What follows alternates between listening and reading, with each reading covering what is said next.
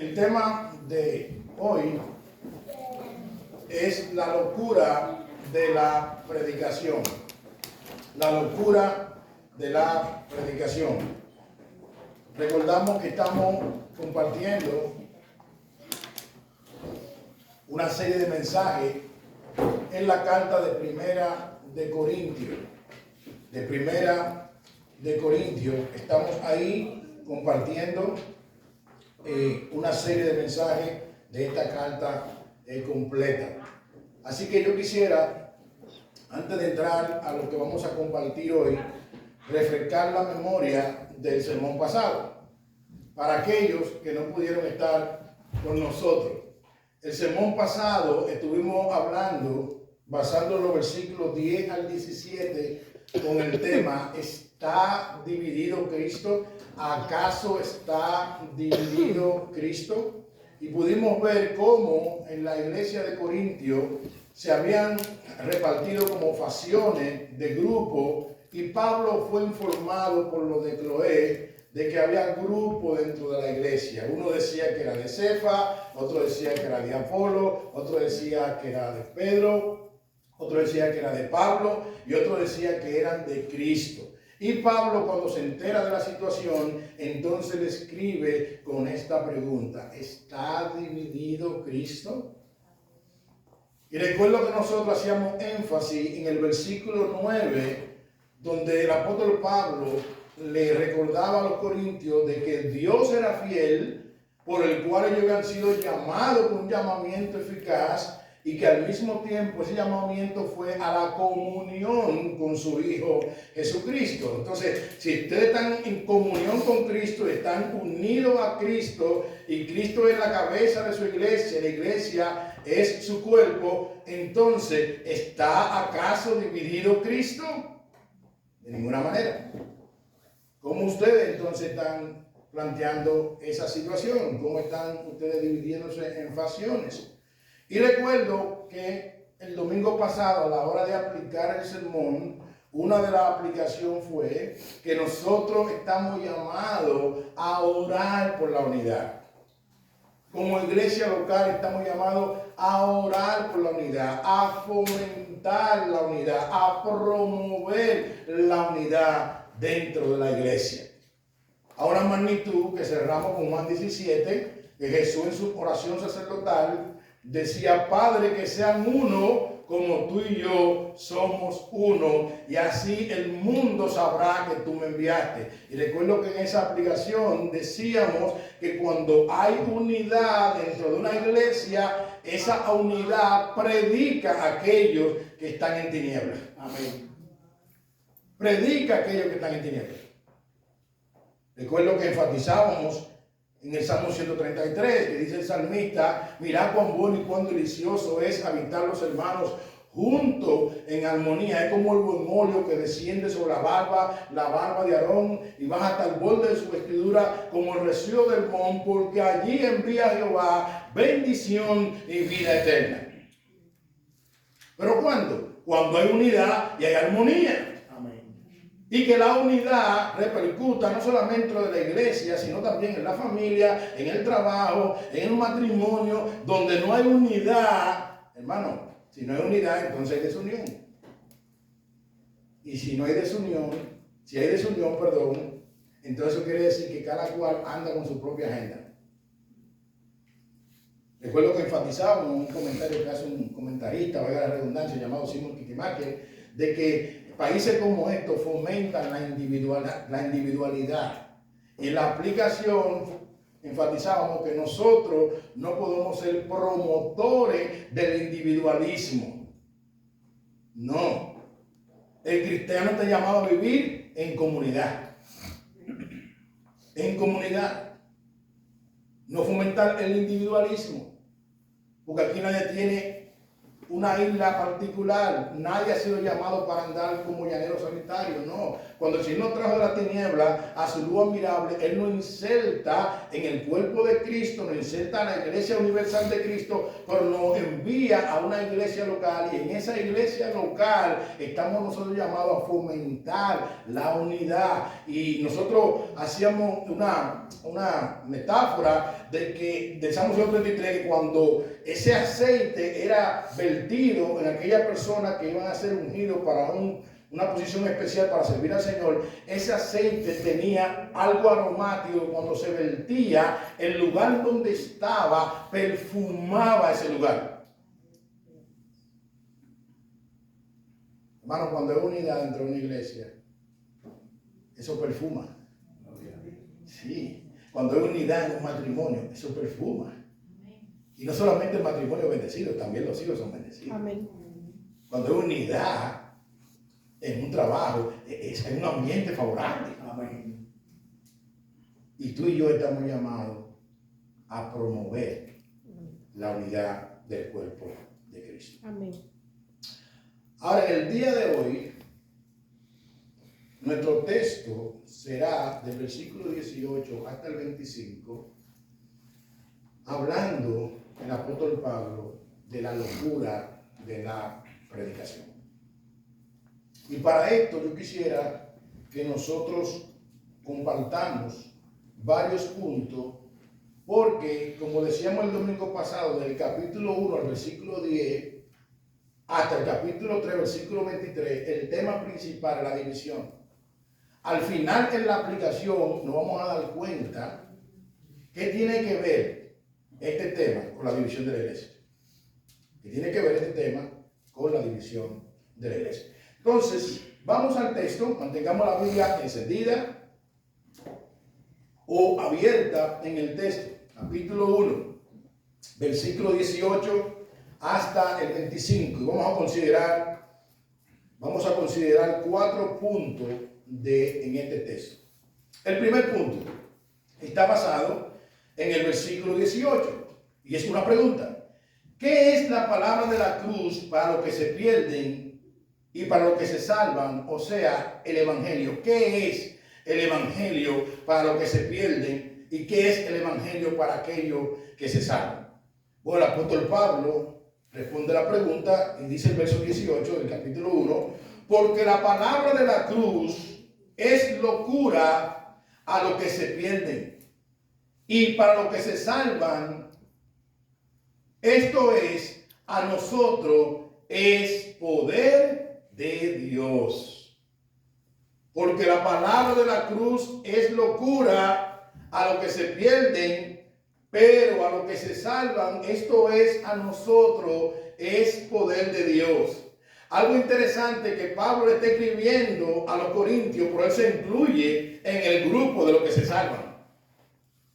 Y él le está diciendo, la palabra de la cruz es locura a los que se pierden, pero a los que se salvan, esto de nosotros es poder de Dios. La Nueva Traducción Viviente traduce este versículo y permítame compartirlo de la manera siguiente. Dice, el mensaje de la cruz es una ridiculez para los que van rumbo a la destrucción. Pero nosotros que vamos en camino a la salvación, sabemos que es el poder mismo de Dios. ¿El qué? La palabra de la cruz. ¿Y cuál es la palabra de la cruz? El evangelio. Amén. Permítame dividir este versículo en 2 partes. Primero, la palabra de la cruz, o sea, el evangelio, es locura para los que se pierden. Y quiero enfatizar en 2 partes en este versículo, porque la palabra locura en el griego tiene varias connotaciones. Y permítame compartirlo. Dice así: la palabra locura en el original, la idea que tiene, además de la que vimos en la Nueva Traducción Viviente, es que la palabra de la cruz es algo tonto, es algo sin sentido, es algo insensato o una necedad. La palabra de la cruz para lo que se pierde es algo tonto, sin sentido, algo insensato o una necedad, como traduce la Biblia de las Américas, este versículo 18. Pero todo esto es para aquellos que se pierden, que se hacen sabios en su propia opinión. Ahora es interesante que cuando Pablo escribe a los corintios, es bueno enfatizar que Corintios se encontraba en una zona griega y lo griego, lo de ellos era el saber, lo platónico, la profundidad, el conocimiento, y para ellos la palabra de la cruz era como algo insensato, tonto, una necedad. Wow. Para ellos era una necedad. Ellos no aceptaban el evangelio glorioso de la encarnación, crucifixión y resurrección de Cristo. No, para ellos ver ese mensaje era algo necio, algo sin sentido, algo como una necedad, algo ridículo. Ahora, para aquellos que hemos creído, tanto a los corintios como a nosotros, la palabra de la cruz, o sea, el evangelio, es poder de Dios. Antes del versículo 18. Para los que no creen, es algo tonto. Ahora, para los que creemos, el evangelio es poder de Dios. El hermano Wagner, a la hora de introducir en oración nuestro culto, él citó Romanos del 1 hasta el 17, pero yo voy a citar solamente Romanos 16 y 17 del capítulo 1, que dice el apóstol Pablo hablando, y cito: porque no me avergüenzo. ¿De qué, Pablo, tú no te avergüenzas? Del evangelio. ¿Por qué tú no te avergüenzas del evangelio? Porque es poder de Dios. ¿Y qué hace el evangelio? Para salvación. ¿A quién? A todo aquel que cree, al judío primeramente y también al griego, porque en el evangelio la justicia de Dios se revela por fe y para fe, como está escrito: mas el justo por la fe vivirá. Amén. Porque yo no me avergüenzo ¿de qué? De la predicación, de la locura del evangelio. Yo no me avergüenzo de ser cristiano. Yo no me avergüenzo de testificar de Cristo. Yo no me avergüenzo de decirle al mundo que está en tinieblas que hay una esperanza para salvación y tiene un solo nombre y se llama Jesucristo, el Hijo de Dios. Amén. Yo no me avergüenzo. Yo no me avergüenzo del que me limpió. Yo no me avergüenzo del que me salvó. Yo no me avergüenzo del que me transformó. Aunque otro se avergüence, yo no me avergüenzo del evangelio, porque es poder de Dios. Amén. Mi vida no cambió porque yo quise. Dios me cambió. Amén. Porque el evangelio es poder de Dios. El evangelio cumple lo que promete. El justo vive por la fe. ¿Y la fe en quién? ¿Una fe ficticia? ¿Una fe filosófica? No, la fe en Jesucristo, el Hijo de Dios. Amén. Esto nos lleva entonces a nuestro segundo punto. ¿Qué hace Dios con la sabiduría humana? Ya nosotros pudimos ver en el primer punto, la palabra de la cruz es locura para los que se pierden, pero para los que se salvan es poder de Dios.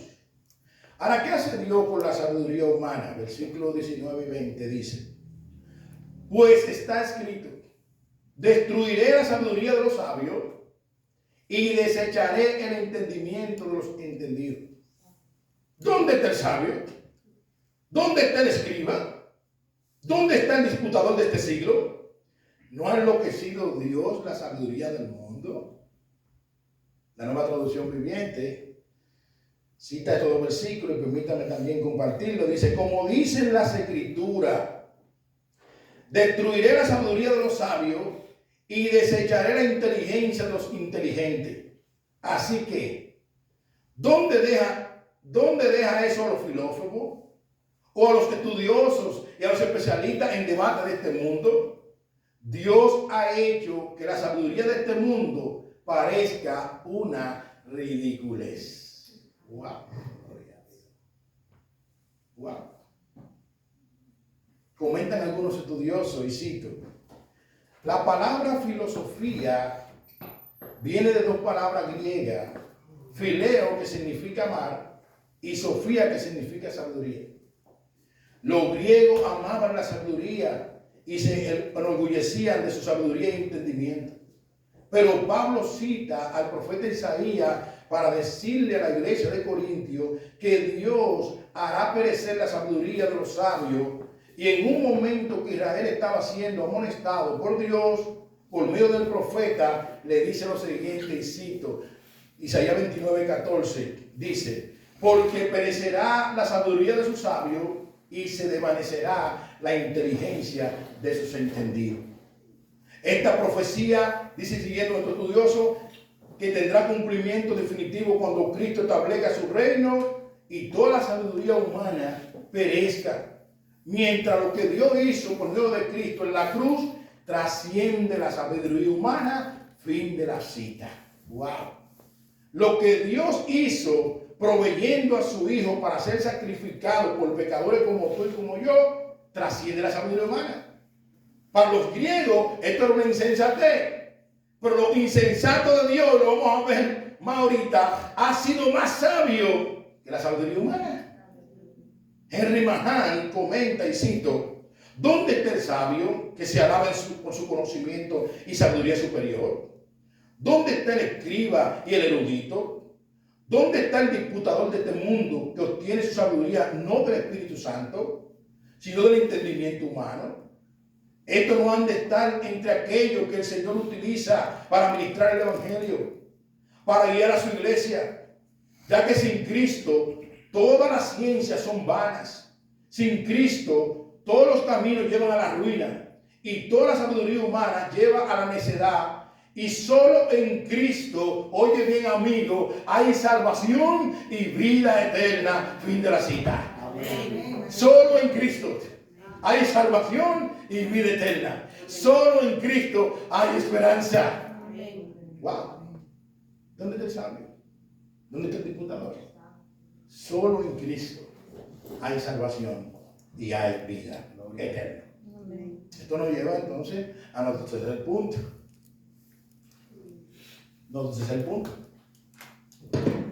Pudiera surgir la pregunta: si el pecador no puede salvarse con su propia sabiduría y no reconoce en su necedad la sabiduría de Dios, pudiera entonces surgir una pregunta: ¿qué medio ha usado Dios para salvar a los pecadores?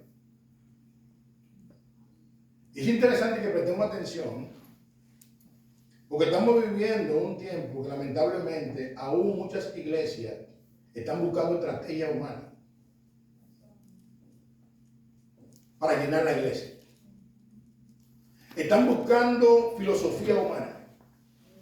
Están buscando algo como innovador y no quieren confiar en la suficiente, infalible, inerrante palabra de Dios. ¿Qué medio usa Dios para traer arrepentimiento a los pecadores? Pablo responde esta pregunta, versículo 21 hasta el 24. Pues ya que en la sabiduría de Dios el mundo no conoció a Dios, mediante la sabiduría agradó a Dios salvar a los creyentes por la locura de la predicación. Porque los judíos piden señales y los griegos buscan sabiduría. Pero nosotros, otra vez Pablo, pero nosotros predicamos a Cristo crucificado. Para los judíos, ciertamente tropezadero, y para los gentiles locura. Mas para los llamados, así judíos como griegos, Cristo, poder de Dios y sabiduría de Dios. Amén. Amén. Wow. Aleluya. Aleluya. Si nosotros recordamos el sermón que Dios usó a nuestro hermano Warner el día pasado, del capítulo 1 de Juan, hablando de aquel hombre que fue profeta, Juan el Bautista, el hermano Warner, Dios lo usó poderosamente para ayudarnos a entender que Juan tenía un mensaje claro. Juan no le andaba diciendo a la gente: es tu mejor tiempo. No. Lo que el saltón te robó, te lo va a devolver. No. Juan andaba con un mensaje claro, un mensaje establecido, dado por Dios. Yo he venido a preparar el camino, la senda. Yo lo que soy un instrumento de parte de Dios y a mí me dieron una agenda. Y en esa agenda yo lo que predico es el mensaje de arrepentimiento. Yo no soy el Cristo, no. Yo ni siquiera soy digno de desatar su calzado, no. Yo he venido a preparar el camino. El mensaje de Juan era enfático, el mensaje de Juan era claro. Arrepentido y convertido. Juan no andaba ofreciendo jipeta, Juan no andaba ofreciendo cosas terrenales de este mundo, no. Arrepentimiento, el mensaje de Juan. Y claro que venía uno después de él, que él no era el Cristo, y que cuando él viniera, era necesario que él menguara para que Cristo floreciera. Amén. Pablo entonces le dice a los corintios,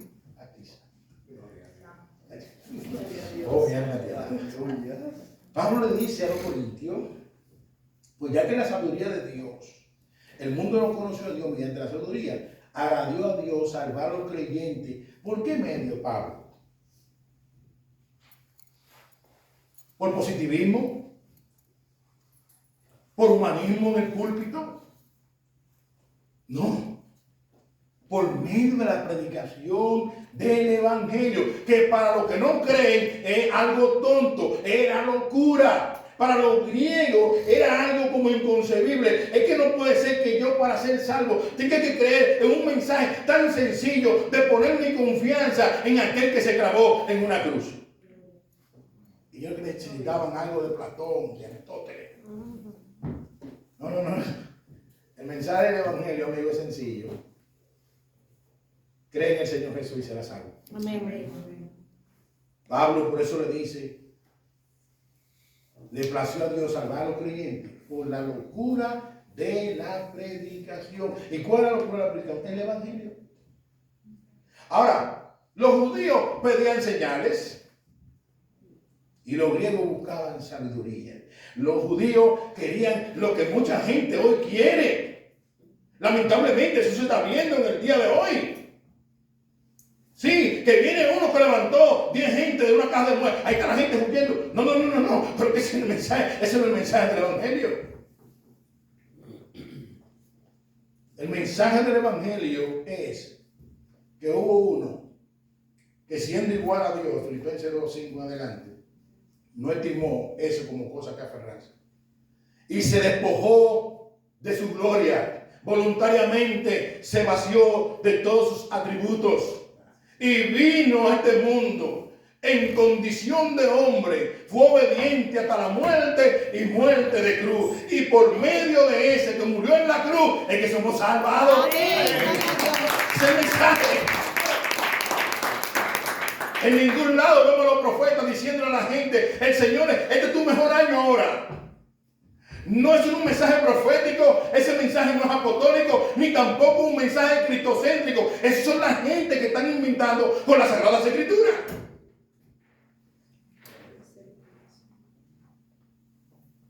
Mientras muchos dicen para de sufrir, Jesús dice, en el mundo tendré aflicción. Pero confía, yo he vencido al mundo.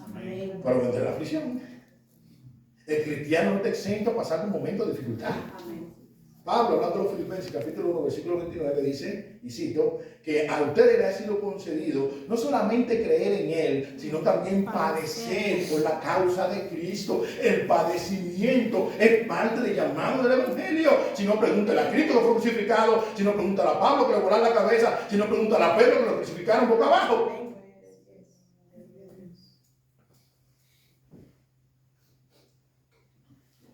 Mientras uno está predicando sabiduría humana, Pablo le dice en el versículo 23, pero nosotros predicamos a Cristo crucificado. Para los judíos ciertamente tropezadero y para los gentiles locura. Ahora, ¿por qué Pablo le dice a los corintios para los judíos tropezadero? Sencillo. Los judíos esperaban un Mesías. Sí. Ahora, los judíos esperaban un Mesías que fuera un tipo David, un guerrero, que lo pusiera adelante, delante de todas las naciones. Y para ellos era tropezadero cómo es que este Mesías entra a Jerusalén en un pollino, no tiene ni siquiera de recortar su cabeza, se crea una familia de carpinteros, es clavado en una cruz. Para los romanos el que moría en la cruz era como un delincuente, era alguien maldito, y cómo es que nosotros vamos a confiar en alguien maldito. Entonces para ellos era como un tropiezo. Y para los griegos, vuelvo y reitero, era como una locura. No, es que no puede ser. Necesitamos algo más profundo para poder creer.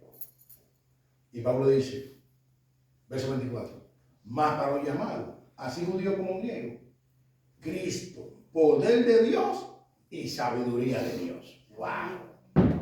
Cristo, poder de Dios y sabiduría de Dios.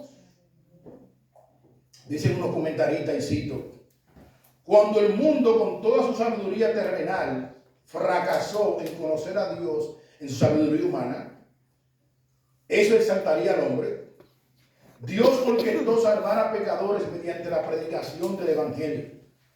Un mensaje desechado por los judíos que pedían señales y desechado por los griegos que se distinguían por una inteligencia superior. Buscaban aquellas cosas que satisfacían el intelecto humano. Mientras esto ocurría, Pablo les dice a los corintios, nosotros predicamos a Cristo y a este crucificado. Para los judíos este mensaje era un escándalo, un tropezadero. Ellos esperaban un guerrero que lo pusiera delante de las demás naciones. No uno que fue clavado en una cruz, muriendo como el más vil de los pecadores. Y para los griegos no tenía sentido.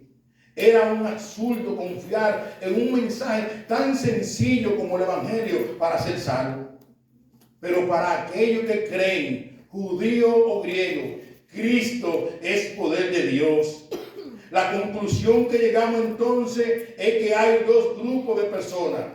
Los que se creen sabios en su propia opinión y no creen, y los que en humildad abrazan el Evangelio, el medio que Dios ha provisto que conduce a la salvación. Fin de la cita. Aquí hay dos grupos de personas, los que no creen y los que creen. Hermanos, es interesante, porque en el camino del Evangelio no hay área grises. Y a veces nosotros en nuestro sentimentalismo, como que no queremos asumir eso. Pero en el camino del Evangelio no hay área grises. Jesús dijo, el que no es conmigo, es contra mí. El que no recoge, desparrama. O tú eres de Dios, o lamentablemente tú eres del diablo. Pero hay una buena noticia, que hoy te da Dios. Hoy tú puedes salir de este lugar, amigo, siendo de Dios. Amén. ¿Cómo? Viniendo en arrepentimiento y fe a Cristo. Juan 3:36 dice que los que creen son perdonados y tienen vida eterna. Amén. Pero los que rehúsan creer, la ira de Dios está sobre ellos. La ira de Dios está sobre ellos. Aquí no hay área gris. Aquí hay cielo e infierno. Aquí está Dios y está el diablo. O tú eres de Cristo o no eres de Cristo. O tú crees o no crees. Para los que no creen, el Evangelio no tiene sentido. Pero para los que creemos, el Evangelio es poder de Dios y el Evangelio es el medio que Dios ha usado para que los llamados con llamamiento eficaz perseveren para la gloria de su nombre. Amén.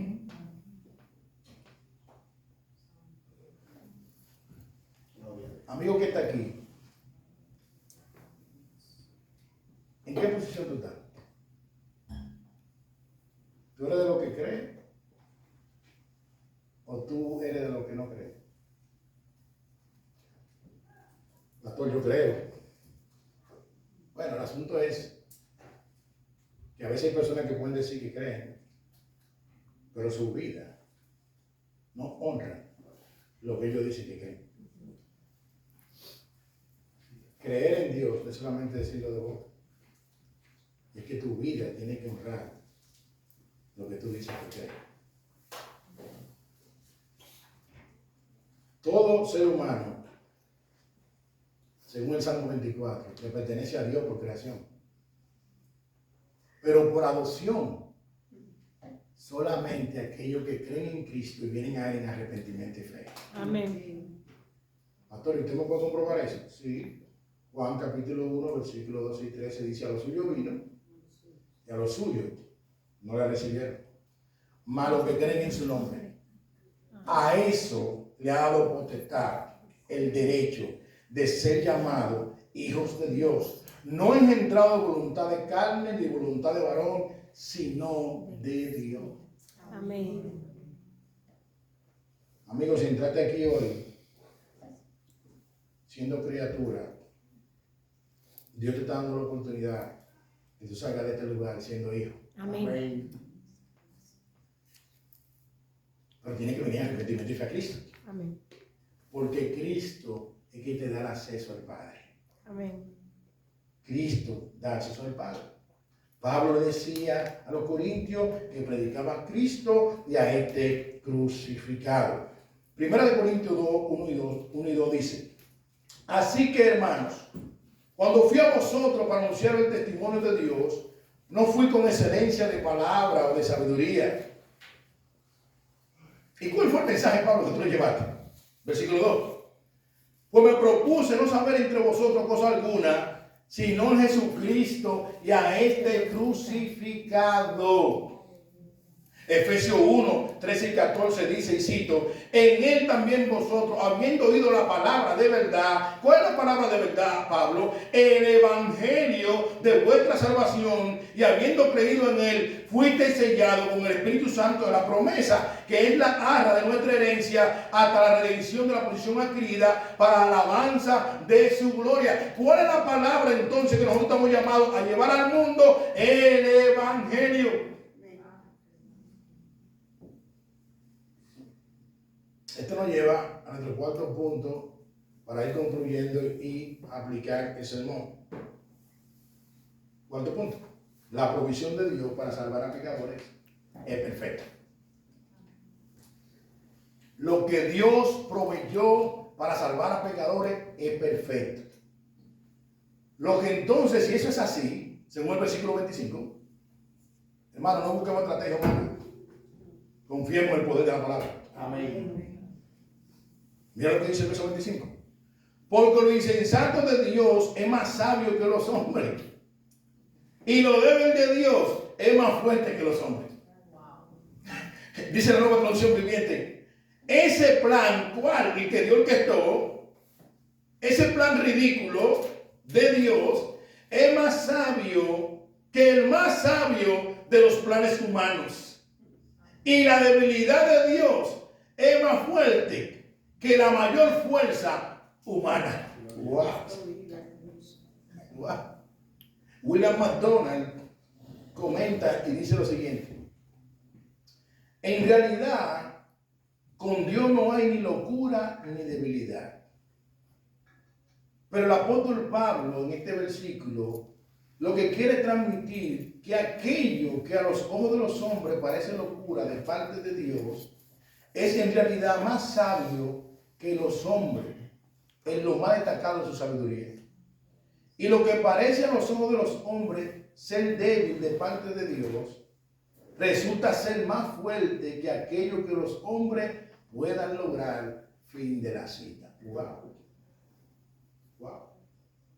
Por eso un predicador llamado Charles Spurgeon decía lo siguiente: el poder del evangelio no está en la elocuencia del predicador. Estamos viviendo un tiempo que se humaniza la gente, y que fulano que tiene como, no, porque fulano que tiene, porta la unción. No. Los predicadores, los pastores, que somos siervos de Dios. Todos somos siervos. El poderoso es el Señor. Amén. Porque hay que hacer la obra.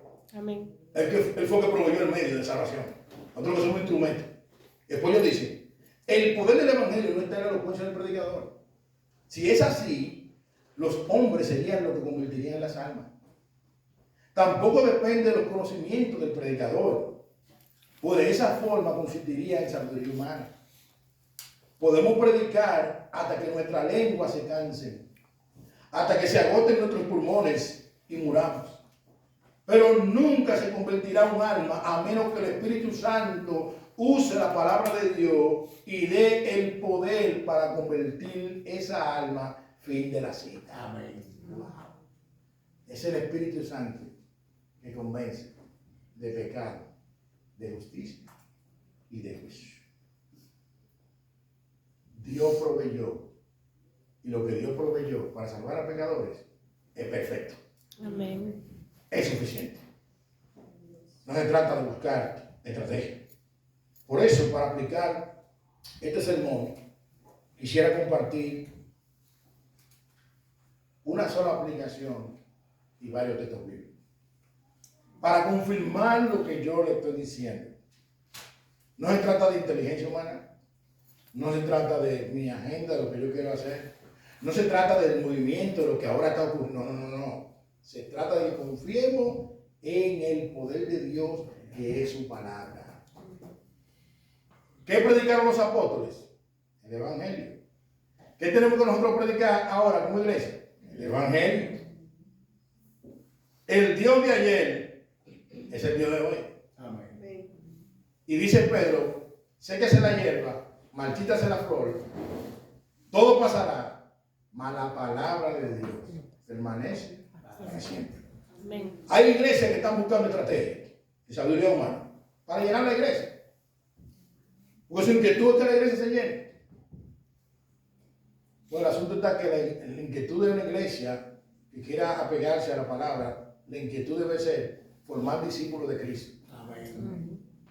Que con su testimonio muestren al mundo que Cristo mora en su vida. Amén. No se trata de llenar iglesia. Se trata de llevar gente al cielo a través de la predicación bíblica. Amén.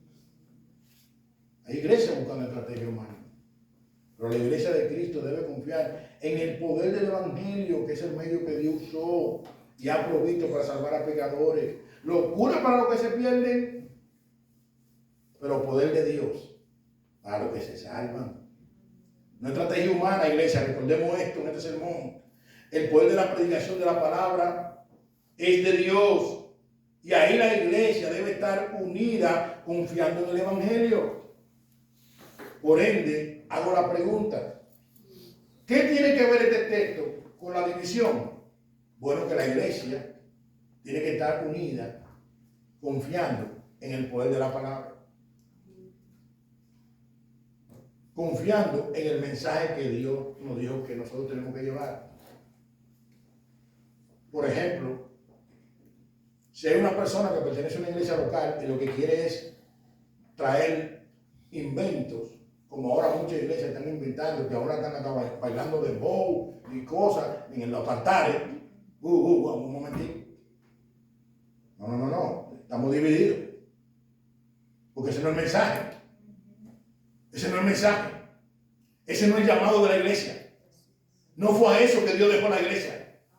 A bailar dembow y a estar inventando. No. Entonces, este texto tiene que ver con la división, porque hay gente que pudiera estar dentro de la misma iglesia y lo que quieren es, como los griegos, algo innovador. No, pero vamos a hacer, que yo no sé, y me pregunto a veces, cuando escucho personas que con gran iglesia que tuve, martes de milagro. ¿Y cómo tú sabes que el martes Dios va a hacer milagro? ¿Te lo dijo Dios? O sea, Dios te pidió permiso a ti para hacer milagro el martes. O sea, Dios puede hacer un milagro el lunes, ni el miércoles, ni el jueves, no, el martes de milagro. Hermano, Dios es soberano. Y Él hace las cosas cuando Él quiere, por medio que Él quiere y cuando Él le plazca. Él no tiene que pedirle permiso a la criatura. No. Él es Dios y Jehová reina, dice el Salmo 23.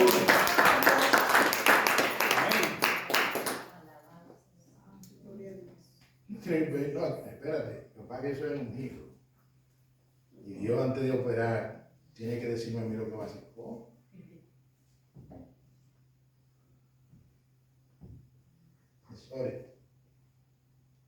Pero eso no es así. Dios es soberano y Él hace lo que le place en el cielo, en la tierra y aún debajo de la tierra. Amén. La iglesia debe estar unida, confiando en el Evangelio. Que lo que se predique en este púlpito, iglesia bíblica, sola escritura, hasta que el Señor nos permita estar de pie como iglesia, sea yo que esté aquí o sea otro pastor que venga o varios pastores que se levanten, orar a Dios. ¿Para qué? Para que en este púlpito sea un púlpito que se predique a Cristo y a este crucificado, a Cristo y a este crucificado. Tropezadero para los judíos y locura para los griegos. Pero para que se convierten, Cristo crucificado, poder de Dios, sabiduría de Dios. Por eso, en esta aplicación, quisiera compartir varios textos bíblicos que nos ayudan a entender que el llamado es a confiar en la locura de la predicación. ¿Me lo cogí? Primero, Mateo 28, versículos 19 y 20. Mira lo que dice. Por tanto, y hacer discípulos a todas las naciones, bautizándolos en el nombre del Padre, del Hijo y del Espíritu Santo, e enseñándoles que guarden todas las cosas que ustedes quieran inventarse. Todas las cosas que ustedes vean en el mundo que están dando resultados. Eso es lo que dice el texto. Enseñándoles todas las cosas que os es mandado. Y he aquí, yo estoy con vosotros todos los días hasta el fin del mundo, enseñándoles todas las cosas que yo le mandé. No cuento, no visión, no lo que a ti te parece, ni tampoco lo que me parece a mí, no, lo que el Señor ha mandado. Pastor, ¿y qué es lo que el Señor ha mandado? Bueno, Marco nos da la respuesta. Capítulo 16, versículo 15. Dice, y le dijo: y por todo el mundo y predicar el evangelio. ¿A quién? A toda criatura. ¿Y qué tenemos que predicar? El evangelio. Ese es el llamado. Ir por todo el mundo y predicar el evangelio. Confiar en el poder del evangelio. Confiar en el poder de la palabra. No inventen, iglesia. No se lleven de filosofía y hueca sutileza, no. Tenemos que confiar en el poder de la palabra. Es el medio que Dios proveyó. El evangelio. Por eso Jesús, ascendiendo a los cielos, en Hechos capítulo 1, versículo 6 al 8, le dice a los discípulos lo siguiente. Entonces, los que habían reunido le preguntaron, diciendo: Señor, ¿restaurará el reino de Israel en este tiempo? Y le dijo: no toca a vosotros saber los tiempos o las sazones que el Padre puso en su sola potestad, pero recibiréis poder cuando haya venido sobre vosotros el Espíritu Santo. ¿Y qué le encomendó? Y me seréis testigos en Jerusalén, en Judea, en Samaria, hasta lo último de la tierra. Y déjame decirte algo, iglesia. Esa palabra testigo, en ese contexto, lo que significa es dar testimonio fidedigno de una persona o una cosa. El llamado de la iglesia es a testificar a tiempo y fuera de tiempo de Jesucristo, el Hijo de Dios, que sana y salva, que se clavó en una cruz, murió, fue sepultado y al tercer día resucitó de los muertos. Amén. Y que solamente en Cristo hay esperanza. Ser testigo de Cristo, hablar de Cristo. Oh, si todos los púlpitos, dice el hermano Charles Spurgeon, estuvieran saturados de Cristo. Oh, si todos los púlpitos y todos los mensajes llevaran las ovejas a Cristo, qué bendición sería en la iglesia. Amén. Pero cuántos púlpitos le están ofreciendo a la iglesia de Cristo lo mismo que Satanás le ofreció a Jesús en el desierto. ¿Sabe qué? En la tentación de Mateo 4 y Lucas 4, una del ofrecimiento que Satanás le hizo a Cristo fue: te daré los reinos de este mundo si postraros me adorar. Y Jesús le dijo: solamente el Señor adorará, y a Él solo servirá. ¿Y cuántos púlpitos estamos ofreciendo? Ve una jipeta sobre ti.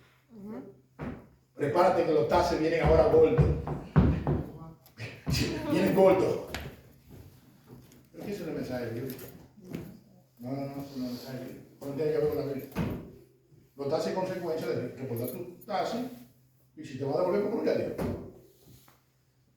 Pero eso no lo hemos visto diciendo a los apóstoles.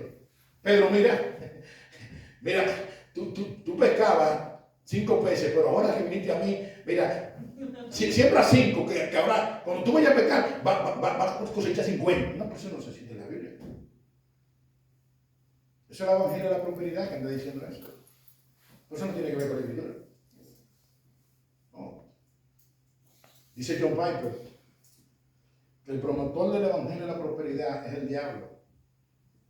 Porque el diablo le ofreció a Cristo, y todo aquel que le está ofreciendo a las ovejas de Cristo villas y castillas de este lado de la eternidad, su corazón está revelando que su corazón está aquí en la tierra. Jesús dijo en el segundo de la Bienaventuranza, capítulo 6, donde esté vuestro tesoro, ahí estará vuestro corazón. El llamado es a predicar el evangelio. Romanos 10, 12, 17 dice: porque no hay diferencia entre judío y griego, pues el mismo Señor, que es Señor de todo, es rico para con todo lo que invoca. Porque todo aquel que invocara el nombre del Señor será salvo. ¿Cómo pues invocarán a aquel en el cual no han creído? ¿Y cómo creerán en aquel de quien no han oído? ¿Y cómo oirán sin haber quien le predique? ¿Y cómo predicarán si no fueren enviados? Como está escrito: cuán hermosos son los pies de los que anuncian la paz, de los que anuncian la buena nueva. ¿Sabe qué es la buena nueva? El evangelio. Mas no todos obedecieron al evangelio, pues Isaías dice: Señor, ¿quién ha creído a nuestro anuncio? Así que la fe es por el oír, y el oír por la palabra de Dios. Wow. La fe es el resultado de escuchar el mensaje predicado de la palabra de Dios. Wow. Los púlpitos tenemos que volver ¿a qué? A confiar en el poder de lo que Dios proveyó.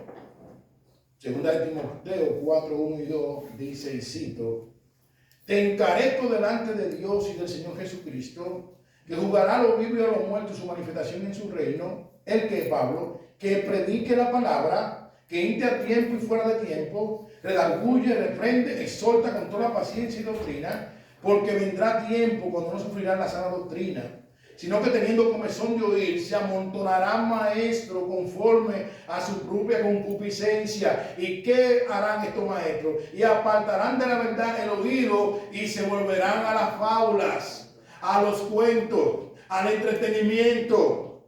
Pero dice Pablo a Timoteo en el versículo 5, pero tú sé sobrio en todo, soporta las aflicciones, haz obra de evangelista, cumple tu ministerio. En pocas palabras, aunque ellos se desvíen, aunque se vayan a los cuentos, aunque se vayan a la fábula, Timoteo, mantente tú firme en que predicando la palabra, cuando a tiempo y fuera de tiempo.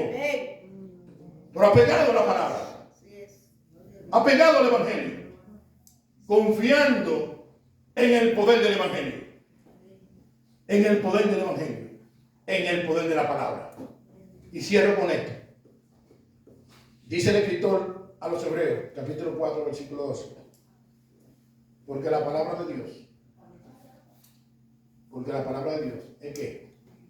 Es viva y eficaz, más cortante que una espada de doble filo, que penetra, que discierne, que quebranta hasta partir los huesos. ¿Qué es la palabra de Dios? Es viva y es eficaz. Hermanos en Cristo, cuando tú sabes compartir tu fe, predica la palabra. Cuando en tu trabajo te dé la oportunidad, predica la palabra. ¿Que sabe qué? Dice Isaías, capítulo 55, que la palabra de Dios no retorna vacía. Ella no retorna vacía. En su tiempo causan el efecto a aquellos que son enviadas. Amén. Y nosotros tenemos que confiar en que la Biblia es viva y es eficaz. La Biblia no necesita ayuda. Dice el hermano Archieprol, que está en la presencia del Señor. La palabra de Dios es como un león. No la defienda. Suéltala. Déjala que ruja. Y ella causará el efecto a aquellos que son enviados. ¿El qué? ¿Mi palabra? No, la palabra de Dios. Amén. Que Dios nos ayude, iglesia, a salir de estas cuatro paredes confiando en la infalible, inerrante, pura, viva, eficaz, poderosa, gloriosa, majestuosa, maravillosa palabra de Dios. Que Dios nos ayude a la hora de compartir nuestra fe, que nosotros entendamos que no es con sabiduría humana, no es con nuestro intelecto, sino que Dios proveyó la locura de la predicación. ¿Y cuál es esa locura? El Evangelio de Jesucristo. Amén. El Señor te bendiga y vamos a orar. Amén. Padre, gracias. Gracias, Dios. Gracias por darme la oportunidad de compartir tu palabra. Así como Pablo habló a los Corintios, ayúdanos, Señor, a salir de este lugar, testificando cada uno que no nos avergonzamos del Evangelio.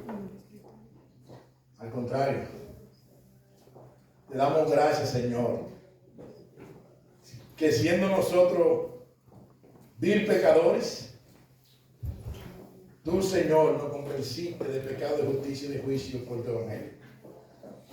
Gracias por el privilegio que tú nos has concedido de estar a tu lado. Ayúdanos, Señor, a confiar en el Evangelio, a entender que el sembrador salió a sembrar, no salió a convertir, él salió a sembrar, y tú eres el que da el crecimiento. Oh Señor, tu palabra es poderosa y el profeta Isaías nos recuerda que ella no retorna vacía. Ayúdanos a confiar en tu palabra, porque por testimonio nosotros estamos aquí por medio de una predicación. Señor, ayúdanos a entender que es tu palabra que produce fe, no cuentos, no fábulas, no mitos, no estrategias humanas, sino la predicación de tu evangelio. Amén. Dame esa gracia, Señor, para nosotros seguir hacia adelante como iglesia y honrar el nombre que tú le has dado a esta iglesia.